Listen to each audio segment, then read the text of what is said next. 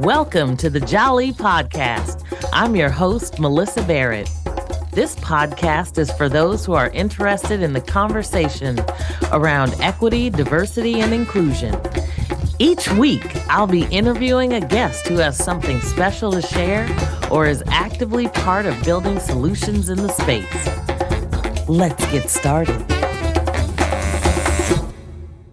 Retired Lieutenant Colonel Kathy Gallowitz. She is a force to be reckoned with. She grew up as a Navy brat, served nearly 30 years as an Air Force officer, and is married to an Army combat veteran. She's the founder and CEO of Vanguard Veteran, LLC, author of Beyond Thank You for Your Service, the Veteran Champion Handbook for Civilians, and has master's degrees in nursing and political science. She is an award-winning businesswoman with firsthand experience hiring veterans, and she coaches employers on how to excel with hiring and retaining veteran talent in ways that strengthens their workforce. Her Veteran Talent Academy equips employers to find, hire, and leverage veteran skill sets. Kathy also equips volunteer faith community leaders to build military ministries to cultivate mutual support, a sense of belonging, and a spiritual resiliency for military-connected people. You can learn more by going to vanguardveteran.com. President Harry S. Truman led the effort to establish a single holiday for citizens to come together and thank our military members for their patriotic service in support of our country. I thought it was a perfect time to launch this episode and let you hear from Kathy Gallowitz. I am excited again this week, as I am every week, to have a wonderful, fabulous person that we had the pleasure to meet, Kathy Gallowitz with Vanguard Veteran. And I am just excited to talk to you about not only your military service and all of the things that you have been doing, but I love the fact that you even have a book out called Beyond Thank You for Your Service, because I know that's kind of one of my go-to is thank you for your service. But it's like, what else could I be doing? Should I be doing? And I am so excited to talk to you and hear about all the things that you're doing. Thank you. So thanks for being here. Hey, girlfriend, thank you for having me, Melyssa, and Jali Enterprises. Love the name of your business. Well done. Yes, thank you. Thank you. Hey, can I start off before I talk about my book? Just give them a little bit about my background story and kind of, why I do what I do. Okay, thank you. First of all, May is Military Appreciation Month. Awesome. All month long. Well, almost all month long. There are lots of days commemorating different aspects of the military. May 12th is Military Appreciation Month. They are definitely warriors in their own right because of the support and sacrifice they give their military members. So if you know one, get out there and thank them or Absolutely. do more. My son and daughter-in-law. There you go. So the 20th of May is Armed Forces Day, celebrating those who are currently serving, your son, and then your daughter-in-law military spouse. She's got 2 days that really she could be thanked. Celebrated, yes. Celebrated. I love that. And then 29 May is Memorial Day, honoring those that we have lost. So this is a really special month. And I hope that anybody listening will celebrate military-connected people every day. But on the 12th, on the 20th, and on the 29th, you have even more special reasons to do that. Okay. With that background, I'm going to tell you that I grew up in a Navy family. My dad was a pilot and a communications engineer. I lived overseas with him, I'd say about 5 to 6 years. Went to a French-speaking preschool. And were you in France or? In Paris, France. Yes, ma'am. Nice. Okay. And we left right when President de Gaulle said it's time for all you Americans to leave. So we did. The longest place I ever lived was in Fairfax, Virginia for 7 years. And in the middle of my junior year in high school, my dad comes home and he says, honey, I got orders to go be a commanding officer on a small island in the North Atlantic. Oh, wow. I said, Dad, no. I said, lived here 7 years. I had my first boyfriend, just got my driver's license. I'm a varsity cheerleader. There's talk that I could be captain of the varsity cheerleaders next year. I'm in Girl Scouts. I'm about to finish my Gold Award. But most importantly, I have the strongest sense of belonging I'd ever known. Now, I'll be truthful. I didn't say that when I was 16, but now when I'm, much older, as I reflect back on that, I had the strongest sense of belonging I have ever had to date after living somewhere for 7 years. Yeah. Having lots of friends. So I ended up moving and graduating. I left a class of 400 and graduated in a class of 30. Oh, wow. On a Department of Defense high school in Keflavik, Iceland. Oh my goodness. Yeah, it was transformative. It was tough. But then I went on to go to school in Germany for about a year and a half, went to 3 different colleges. My dad paid for nursing school. Air Force nursing was my first choice career. Spent 29 years, active reserve and guard, and IMA. That's another status. What's IMA? Oh, it's individual mobilization augmentee. Did that for about a year when I was pregnant with our 3rd kid. Oh my goodness. Yeah. So, it was challenging as a wife and a mother to balance all the demands of a military career and to do my level best in those other roles as well. So the thing I'm most proud of, Melyssa, in my military career was as a public affairs officer in uniform. We started a statewide outreach office in response to 9/11 to educate and engage civilians in support of troops and their families. Because, as you probably know, the reserve component, which is Guard and Reserve, 2 different branches, 80% of that workforce is part-time military. Yes.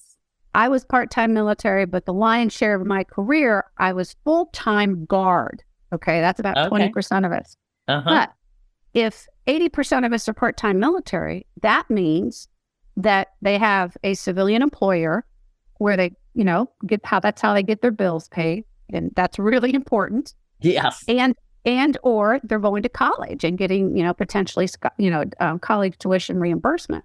So at the top of our list in response to 9/11 was educating and engaging employers about the value of veteran talent and helping them understand that they were part of the national security team because, at this point, they kind of had to let the people go, but we wanted them to keep the job.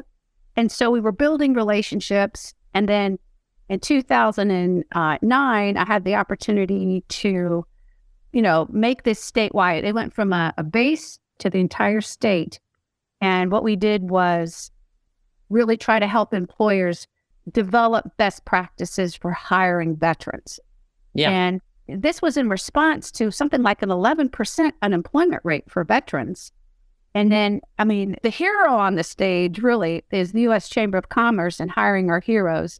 They started a nationwide program that's now embracing military spouses to help job seekers prepare better, but, and also help employers. So when I retired in 2016, we had reached out to employers and healthcare providers and educators and lawyers and leaders of diversity inclusion and as well as clergy. And so when I retired, it was me. I said, I'm going to narrow it down to employers and clergy because I think those 2 stakeholder groups, if you will, have the biggest opportunity really to influence quality of life of our veterans and their families. And by so doing, improve workforce and community. So it's a win-win-win when civilians are brought on board. So the book called Beyond Thank You for Your Service, the Veteran Champion Handbook for Civilians, showcases predominantly Ohioans, about 20 Ohioans, who truly did improve quality of life, workforce, and community by doing small things. No action is too small. Everybody can do something. Yes. Or if you have a big title and a big center of influence, some of the big things that these civilian veteran champions do. And I'm always trying to hunker down to the practical stuff. Okay, theory and knowledge is good, but action is where it's at. Okay. Actions is what make the difference, right? Actions are stronger than words, right? Definitely. So for each story, these civilian veteran champions offer tangible actions that you can take from your perspective to be that civilian veteran champion. It also talks a little bit about my story growing up in a Navy family, working around 85% men my entire adult life. And, it's really interesting, if you reflect on, okay, well, why am I the way I am? And was that military service? Was that family of origin? Well, that was military service too. Was that current family? Well, that's military too. So in my case, the military, influenced everything about me. So, did you marry military as well? Or? My first husband was not career, but he was in the Air Force. I married an Air Force physician, go figure, as a nurse.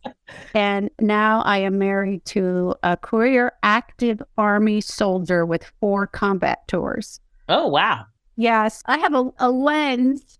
Yes. Some level of understanding from a lot of different vantage points. And so I think it's probably safe to say, Melyssa, that most things about me have been influenced by military service. And so I want to share that with our citizenry and help them do more.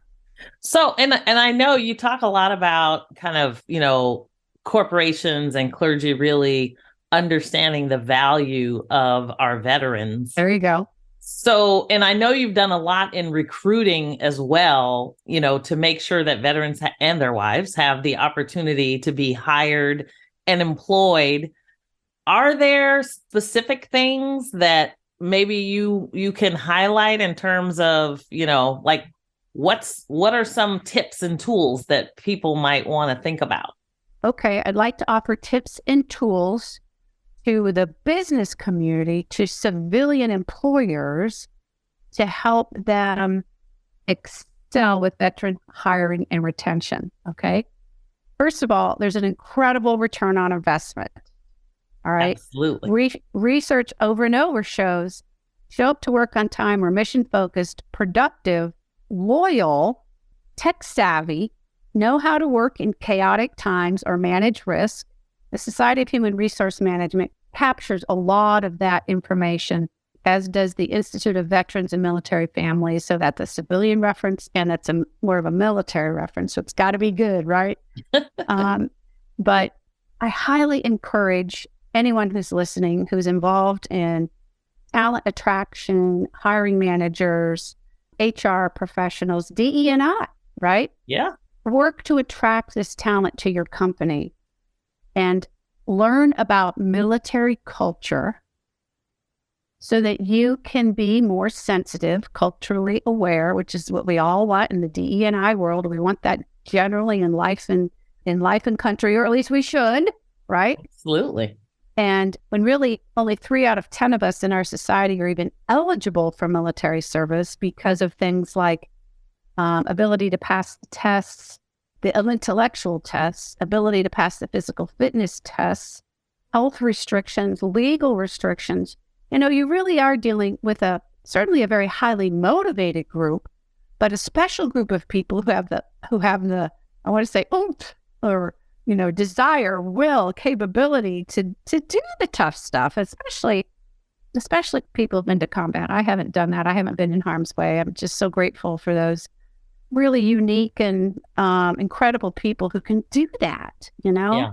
My husband is one of them. And so, veteran hiring is not charitable work. You don't do it because it's the right thing to do necessarily. You do it because you have an incredible worker. Yeah. You have an incredible worker who's going to help bring your workforce into the future, right? They understand policies and procedures. They understand change. They're highly adaptable. Okay. So other tips and tricks are look in your veteran community and start being known in it. Okay. Find sources of veteran talent, either at agencies or nonprofits or, special service related groups. I know kind of where to send everybody to look for those, and hunker down for the long haul. Be proactive. And the recruiting strategies that I talk about work not only for veterans, they work for other groups of people that might not be obvious or underfoot, if you will, right? Yeah. And if you do well at going beyond sourcing and being more of a resource, being a resource to that talent, holy cow. The beautiful thing about the military population is that we are a tight-knit group, especially the guys. They are battle buddies. We are tribe. And it's very real, Melyssa. It's very real. We have so much in common, so much familiarity, and a strong bond. And so guess what? If you do well by one or two of those people, their tribe is going to be paying attention, right? Yeah. So, I mean, and that works for, other groups of people as well. But I think there's something very unique about the bond that military people have. So go out. A construction company told me once, oh yeah, I found a service member in a local Red Horse unit, which is civil engineers, and they go to the battlefield or places and build cities, build camps, right? But he got a couple of those employees, and guess what? They slowly started attracting, more and more people. I mean, that's how it works. So be on the lookout for sources of talent, understand military culture, understand military skills translators. And I'm going to put a link in the chat note about what those are. Those are really the starting place to understand what a military job, how a military job transfers to a civilian job. But there's more to it than that. There's levels of responsibility. There's rank, right? So, you got to consider the totality of it, the person's interests, because, when you serve in the military, you may not get to serve in a place that really is your strength or that really excites you. So a lot of military people want to do something different, or they're still in an exploration mode of, okay, well, what do I really care about? Who am I really? Where do I really want to be? And what do I really want to do for the rest of my life? Because in the military, you're pretty well, you get a wish list, but oftentimes, depending on the needs in the military, that wish list is not honored. I mean, how about your son? Did he get to go work or be where he wanted to do the kind of job he really wanted?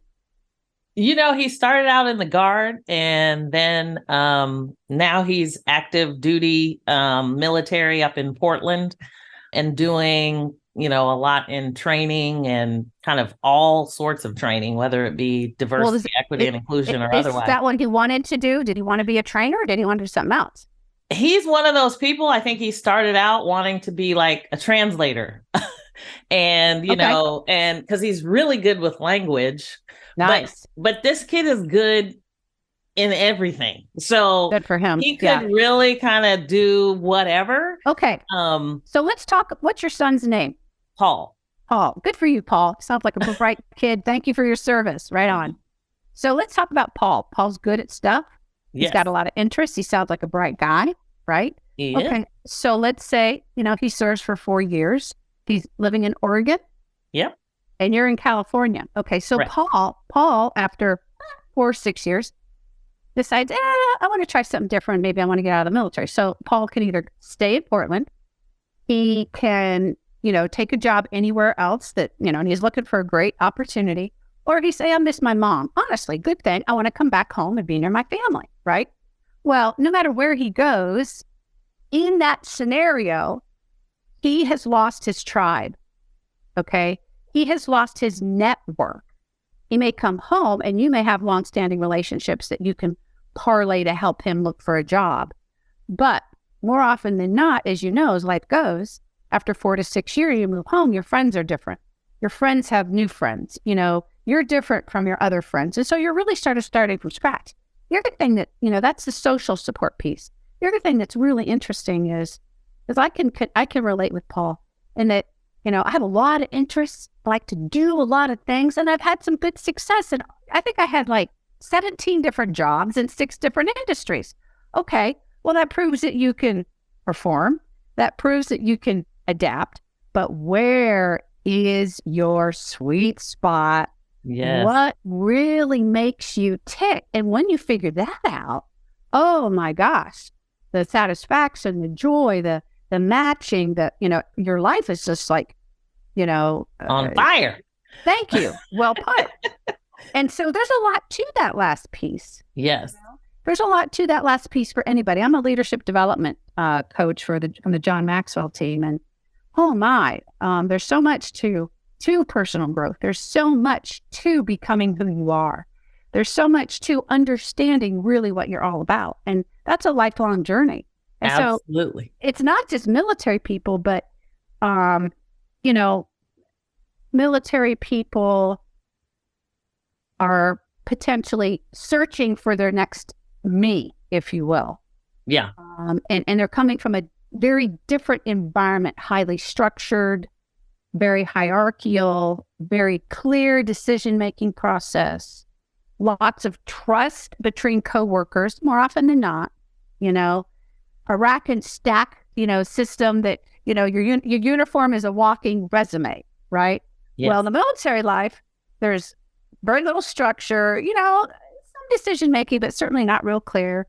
The expectations generally aren't as clear. And you don't understand people. You know, you don't know where they're coming from. You don't know if you can trust them. So it's a real adaptation. So I don't know. I hope that's some tips and tricks. No, that's awesome. That's awesome. I think, you know, and it's so interesting because, and shout out to my visa folks. We had a military employee resource group there, and quite a lot of military that we hired, and they were incredibly awesome all the time. Oh, really? And well, you know, okay, let's see. How many credit card companies are there in the military? Right? Well, Visa is more about payment technology. So we focus on the network. Okay. And so we're mostly interfacing with the financial institution. I see. But you know, what's interesting is there's a lot of risk management as well as security. There you go. You know, so I think the translation, and the translation from military to corporate, I think in our case was maybe a little easier than in some of the other industries. But well, good for you for being aware, being a pioneer, innovating, and getting after it. You know, because that's what it takes. You know, it's just like, you know, we're going to do this, and how are we going to do this? And let's make it work. So they were awesome all the time, huh? All the time. Like, describe that. What are the top 3 awesomeness characteristics? You know, well, so what's interesting about where I worked is, and especially you'll probably see this in payment technology a lot, everybody's trying to flatten organizations. Oh, yeah. So even though there's still hierarchy there, they're really trying to figure out how do we help collaborate more so that you have, you know, what they call diversity of thought, but also really innovate at the same time so that you get all of that information going into the innovation. And I think military is so interesting to me because while they, you know, a lot of times there is a little bit of rigidness to making sure that you're getting it done. But they also, they tend to have lots of different thoughts about, you know, what works, what doesn't work. And so bringing them in kind of gets you that execution of how you get after whatever it is you're going after. It's like the results matter, right? Exactly. Well put. So anyway, I have nothing but love. Let's talk about another tip and trick through employee resource groups. Okay. Yeah. Getting your veterans involved in every aspect of your new veteran hire's life cycle. That is, take them to the career fair if you still do those. Bring them on Zoom or Teams if you do it virtually. Bring them to the interview so that they can pick up on things that maybe you miss, right? And interpret questions. Okay. Ask a veteran to look at the resume if you have time. And I encourage you to take a second look to read the cover letter with the resume, if there is one anymore these days. I don't know, with APS, I'm not sure how that plays out. But and then get your current veteran employees to be part of your recruiting ambassadors outside the organization. Deploy them strategically, if you will. Get them involved in veteran organizations, wearing your company t-shirt and speaking boldly about what a great culture, what a great company you have. And by golly, I am confident that those veterans will come take a look at your company if you've got that ambassador out in the community saying it's a great place to work. So if you're not doing that, do it. Align your corporate citizenship initiatives if you're a larger company, or your social responsibility. Align your philanthropy and your volunteering in the veteran community, because putting your money where your mouth is and walking the talk, yes, is it an incredible retention tactic for your current veteran employees that will bring them a lot of pride and satisfaction if they see your company doing more outside the organization. Of course, it's, makes sense for you, for your brand and your reputation, but that's another really good approach. Well, and I would say if you're struggling with your employee resource groups, get the veterans involved. Thank you. Because right they on. will actually broaden your horizon and kind of make that culture change in a lot of cases. And that's another really important piece about military culture, if you will, and that is ask the veteran to contribute. Give the veteran an opportunity to lead. Keep in touch with them, give them feedback if needed, set right and left parameters, we call it, your right and left boundaries, right? Be clear on your expectations and give them an opportunity to soar. They both, by and large, we have a high index of responsibility and, want to do good in the world. And so, give them a job and something that's outside their normal job. It's something that they're excited about. And I think you'll be very, very pleased at the result. Yeah, no doubt. And, I should just say thank you for your service. Let's pause for a moment. We'll be right back.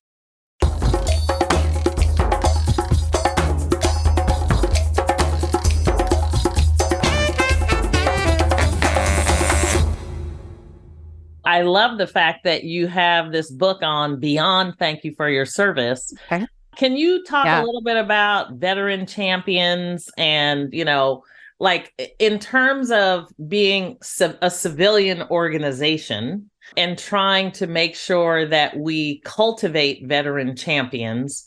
Because I think, it's great when we can recruit, but quite frankly, some of the challenges that a lot of employers have is kind of promoting from within and making sure that they retain, folks that they have. Okay. Couple quick thoughts and we can, I just don't want to lose them. In terms of championing the aptitude of a veteran, really helpful to have professional development, coaching, mentorship in the company, a pathway for advancement, those kinds of things. It's really great for all employees, but in particular veterans, because it's clear to us in the military how to advance, what we need to do to get the next promotion, financially, rank, or whatever, right? Right. And so that's really in the company's best interest to retain that talent. Be willing to hire for aptitude and train. We just do so much training. We train and train and train and train and train some more and train and train and train some more. And so we know how to train and do, right? So that's another way to be a champion. Again, I keep emphasizing understanding military culture. Understand that I heard one story one time, a military person just got hired and goes and sits in his cubicle and puts his head down and pounds away on the computer to get the job done. You get her done, right? It's the results, it's the outcome that matters.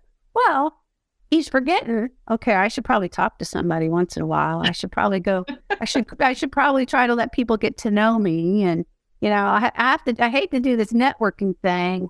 It's not really me, but, we can tend to overemphasize the task and underemphasize just relaxing and being social. I mean, we're not flexibility. Yeah. Well, and, we're not antisocial, don't get me wrong, but a military person feels disconnected from mainstream America, especially when they're new in the workforce. But I've heard people tell me, I had a guy who worked at a big corporation. He says, I've been here 6 years and I still feel like a fish out of water. Yeah. But okay, so that's a little bit about military culture. But the other thing I want to touch on is, what do you say? The background is we appreciate you recognizing our service. That is awesome. And we are so darn lucky that we live in a society that does that as compared to the Vietnam vets and this just frankly the horrific circumstances that they faced when they came home. That's just tragic. I'm also a speaker, love to give speeches to veteran employee resource groups, business groups, faith groups. So one veteran employee resource group wanted to talk about this. What do we say? Do we say thank you for your service? Because sometimes people look at us cross-eyed, right? Well, I think, first of all, that's more unusual than common, okay? Yeah. But especially, depending on, I never been to combat, so I don't have that lens, okay? I'm grateful when someone says thank you, but because military people already feel disconnected, they feel misunderstood, there may be some wounds of war that they're working through. Not only wounds of war, but, okay, before the age of 35, I'd lived in at least 20 different communities, okay? Right. That's tough, right? That's a lot of change. That's a lot of change. And so, we're all kind of working through our stuff all the time, but because of the conditions or stressors of military service, there may be even more, okay? I think it's also first of all, most important thing is be sincere. Yeah. Veterans have a very low threshold. We call it a very low BS meter. They can sniff out insincerity in a freaking heartbeat, okay? So sincerity is key, authenticity. If you'd like us to go a little bit further, you could say, thank you for your service and sacrifice. I'm really grateful. Look them square in the eyes, give them a good firm handshake. Show them that you mean it, okay? It's not a platitude, right? Right. Another really beautiful way to frame it is, thank you for wearing the uniform. That is magical. And that wasn't my idea. It came from a female veteran who's a podcast host. And what that means to me, Melyssa, is that civilian has some level of understanding of what it means to me to put on that uniform. That uniform is the American flag, almost. I don't want to, overstep. That's a little much. But I love serving my country, doing something bigger and better than myself. I'm willing to defend and to protect freedom. That's what I'm willing to raise my right hand and swear to protect the Constitution of the United States of America. When I wear that uniform, I'm willing to take a physical fitness test to get my butt out of bed and, get ready and exercise and try to keep my weight down. And I'm willing to live by the core values and the creeds and the warrior ethos. There you go. Wearing the uniform means a lot to people who have worn it. And, it's better if you understand what that means to the person, but it's also, gosh, that's pretty insightful of you to say something like that for me. Yeah. The other thing is know how to connect with veterans. We're slow to trust, do the softball, easy questions, small talk. We're probably not very good at small talk in return, but, just take time getting to know that person and ask how they're doing. Or, a good question is, how's your adjustment going after you left military service? And listen, good eye contact. Just good communication skills. They can tell if you're just, again, blowing smoke, so to speak. Right. And then once they tell you how it's going, maybe you can ask, is there anything I can do? Yes. Do to support you. Be careful, though. Because if you ask that question and you get an answer and you don't do it, oh boy, you're not going to build that. That's going to hurt your opportunity to build a trusting relationship. So if you offer, be prepared and willing to follow through. It's just right. It's just the right thing to do. But it's really important for someone who's lost their tribe, who feels disconnected, who may be dealing with stressors of military service or invisible or visible wounds of combat, so mental or physical, right? Yeah. Be sincere and follow through. It's good practice for anybody, particularly appreciated and needed with veterans. Do you think that, in terms of corporations and businesses that are looking to support and really, be an ally to our veterans, are there specific things that they maybe should think about, even, when we think about, whether it be HR or health benefits or anything? Oh, I love this question. There's many facets to it. First of all, having a good EAP and good mental health benefits, which is more and more universal anyway because of the influence of the pandemic and our country's becoming much more aware of mental health. That's important for the veteran community as well. Not that everybody has PTSD.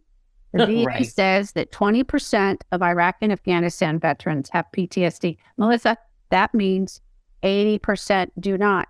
And even if they do, those of us with PTSD can live full lives without and manage our triggers. Okay. So mental health benefits is really important. Flexibility, the option to work remote. The Society of Human Resource Management says that, 68% of employers, or 63, say that veterans are more adaptable and good remote workers. So that's pretty sweet, this day and age. I also encourage you to get involved in nonprofits or local organizations where you can build relationships. Now, no disrespect, a care package is a wonderful thing to someone who's downrange and deployed. That's a nice thing to do, okay? And it's a good project for veterans and civilians to work alongside each other inside a veteran employee resource group. That's a great way for a civilian to show support. However, I contend that an even better way to show veterans support is for members of that ERG or your HR leaders, your talent acquisition, your DE&I, your hiring managers, anybody your executive sponsors of your DE&I groups, for them to become mentors of transitioning veterans. ACP, American Corporate Partners, Veterati are two really great mentorship programs that are nationwide that you can do virtually, and it gives you an opportunity to get the company name out as well as potentially get to know a job prospect. No hiring is guaranteed in that process, but the great thing is you're learning about military culture, right? You're learning about the value of veteran talent. So let's say in your local community, if you have a parade, if you have a Veterans Day parade, go join that loud and proud and put your company float in the Veterans Day parade, okay? Go support financially nonprofits that are doing great things for veterans. But again, and that's good, but again, the sweet spot is building relationships. Our local Chamber of Commerce, we just started a military transition support program whereby we're going to pair chamber members with transitioning service members, veterans, and their spouses to do a very informal job shadow, informal mentoring, maybe 3 or 4 times, but it gets that veteran out of their, if you will, active duty mindset, or it helps them build their network, but it builds contacts. It builds relationships. And that's the toughest part. The biggest part of veteran suicide is, one of the precursors is social isolation. Well, let's not get there. Let's build relationships so that veteran has an opportunity to build their new tribe, be it a social tribe or a professional networking tribe. Focus on opportunities that build trusting relationships and take it seriously. I love that. I recently was at a NAACP conference and met some veterans who had started a Black Deported Veterans of America organization. Wow. To kind of raise the flag on kind of what's happening to veterans that go through this process and then they essentially get deported after their service for, all sorts of reasons. And in deported means they separated, right? They're not in trouble. Yes. They feel like they're sort of kicked to the street, right?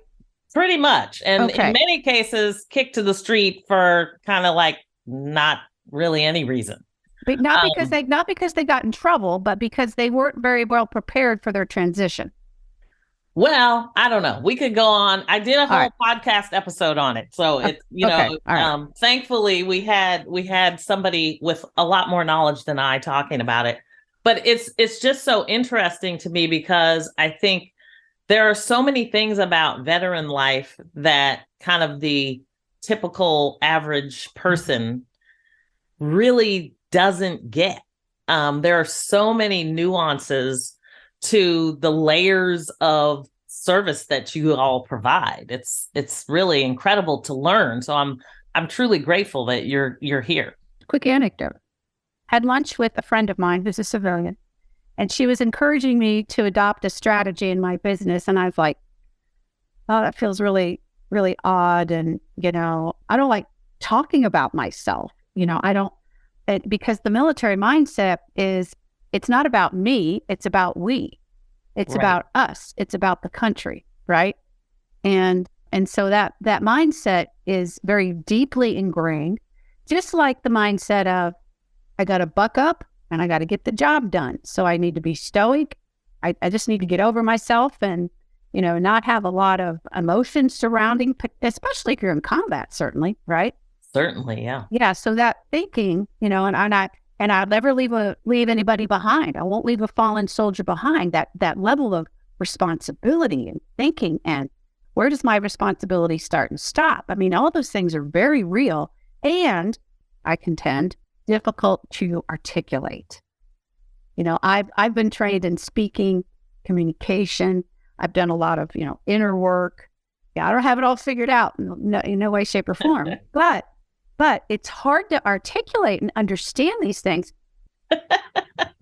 Yes. Well, and we can talk about, so before, because I know we're probably coming up on time, but I did want to ask you about, when you talk about men and the intense number that exist in the military, and you growing up and going through your career with so many around. And, I hesitate to just say like, well, what was that like? Because probably I kind of have an idea. That's another whole podcast episode. I have probably some idea that it wasn't like a cakewalk. But what would what might you say to somebody, a woman who is looking to go into service, about their own career and, kind of maybe where, how they might navigate some of that. Right. Is there any great advice? Let's start with women in the military. Right now, about 20% of all the recruits are female. And right now, most of the jobs are opening up to females, and we are breaking class ceilings in the military. Hallelujah. It's very exciting. Love it. I call the military the last professional bastion for women, when about 50 or more women are graduating from medical school, 50%. About 50% or more women are graduating from dental school, law school. The service academies are about up to 30%, or at least the Air Force Academy is. And currently, I think there's 18 to 20%, women in the military. So women are joining more and more. I think tips that I would offer any woman who has aspirations to be a leader, first and foremost, know thyself. Understand what makes you tick, what triggers you, okay? Sharpen your communication skills. Be self-confident, okay? You can't be a wallflower in the military.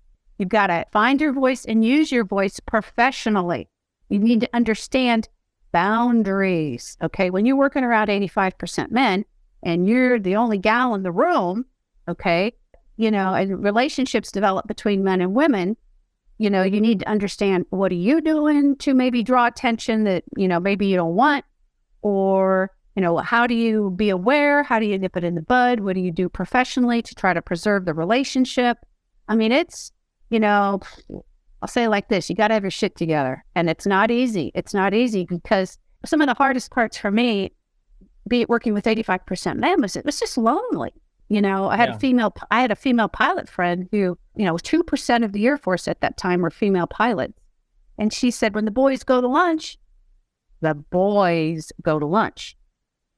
more often than not, in my full-time guard job, I went to lunch alone, right? Because not only is there the gender thing, you have those relationships get messy fast. There's the gender complexity, but then there's the rank complexity. I was always an officer. Enlisted people and officers truly aren't supposed to fraternize, because it potentially gets in the way of military discipline. So that's another difficult thing to manage. So, so you have to, having good civilian, having good support systems and a strong faith certainly helps. It's a great opportunity with the leadership, the learning, the travel, the physical fitness, the education, the diversity of the people just brings tears to your eyes, because the way in which our citizens, our American citizens who choose to serve in the military, come from all walks of life, all backgrounds, and they're just rock solid people that you want to know and you want to work alongside. So and is it demanding? Yes, it's demanding. Does it help you become a better person? Yes. Does it teach you just a ton? Absolutely. So I highly encourage it for everyone, but those are some of the things you should bear in mind if you're going to join the military. But really, if you want to be a leader at all, those are important things to consider. Wow. Fantastic. Well, this has just been such an awesome conversation. And I know that you are doing a lot. So I want to make sure people know how to get hold of you, how to buy your book, like where do they go? Beyond Thank You for Your Service, the Veteran Champion Handbook for Civilians is available on Amazon. Please get it. If you love it, I'd appreciate a review on Amazon. And love to hear from you at Kathy with the K and a Y at vanguardveteran.com. Let me know what you think about the book. Let me know how I can serve you. I'm interested and would love to be a speaker for your next Veterans Day event, your leadership event for women, for your veteran employee resource group. What is a veteran champion? Tips and tricks for, hiring and retaining veterans, leadership concepts. I am helping employers build a more productive workforce by hiring veterans and leveraging their skill sets. I offer Veteran Talent Academy, a course a couple times a year, and will come alongside you and help you build connections in the veteran community, as well as strengthen your internal processes to be veteran ready. And last but not least, I love equipping civilians or volunteers, they could be civilians or veterans in this case, to help build military ministries in your place of congregation. This is a place, Melyssa, where military people can come together, share stories, share burdens, potentially get practical support. Yes. And foster a sense of belonging, so we decrease social isolation, build community, build that new tribe, and I contend help curb veteran suicide. So I'm going to send you a lot of links if you have interest in any of these things. I offer a monthly coaching call for people who are interested. You don't have to be a nurse. You don't have to be a counselor. You don't have to be a pastor. I'll come right alongside you and equip you with military culture, with some leadership ideas, and stay with you on a monthly basis as you build this incredible support system for military connected people that at the end of the day, you're not there to fix. You're there to love on them and help them promote spiritual resiliency through your faith. It's just it's a magical thing. I'd love to come back and talk with you about women in the military, about military ministry. Yes, I would love that. Yeah, let's do it. Let's do it. Absolutely. And my website is vanguardveteran.com. All that stuff. Vanguardveteran.com. Very, that's right. All right. Awesome. Well, thank you so much, Kathy, for coming on and giving us such wonderful education. And I will say thank you for putting that uniform on. And I love the fact that I get to learn so much while I do this. So thank you so much. I love that. You honor me by returning that to me. Thank you, Melyssa. Yes. Thank you so much for being here. And I plan on making sure that people have access to all the links that you provide. So thank you. As we go out and market this, I do want to make sure that people have access to that information. And if anybody has any specific questions, you now know how to reach Kathy. Thank you. Thank you for being a civilian veteran champion, Melyssa, and being a military mom. Yes. All right. Thank you so much. Thanks for joining me on the Jali podcast. Please subscribe so you won't miss an episode. See you next week.